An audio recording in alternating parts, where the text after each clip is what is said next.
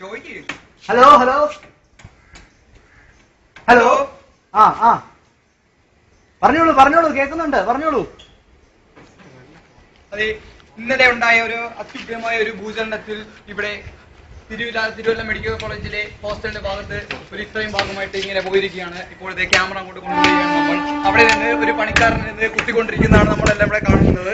Richter സ്കെയിലിൽ നമുക്ക് രേഖപ്പെടുത്താൻ കഴിയുന്നുണ്ട്. കഴിഞ്ഞ ആഴ്ച ഭാസ്കറിന്റെ സ്കെയിലിൽ ഇതെല്ലാം രേഖപ്പെടുത്തിയിട്ടുണ്ട്.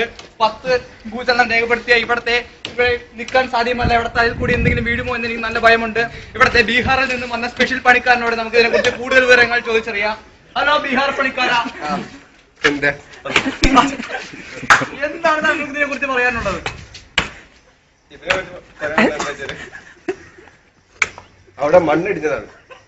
എവിടെ മണ്ണിടിച്ചപ്പോഴാണോ കല്ലുപോലെ ഇവിടെ ഇരിക്കുന്ന സാധനങ്ങൾ? ഇതിനെ കുറിച്ച് താങ്കൾക്ക് എന്താണ് പറയാനുള്ളത്? അതായത് ഞങ്ങള് പണിക്കാരെ പറയുകയാണെങ്കിൽ ആ ഒരു ഏരിയയില് മണ്ണ് താഴോട്ട് പോയി.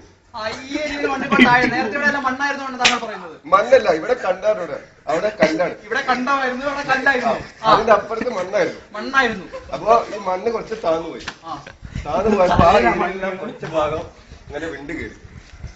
അവിടെ മണ്ണും കല്ലും എല്ലാം മാറുന്നപ്പോൾ ഈ പണിക്കാരൻ വെറുതെ ഇവിടത്തെ കല്ലും മണ്ണും എല്ലാം പറിച്ചുകൊണ്ടിരിക്കുകയാണ്. ഇത് എന്താണെന്ന് എനിക്ക് മനസ്സിലാവുന്നില്ല.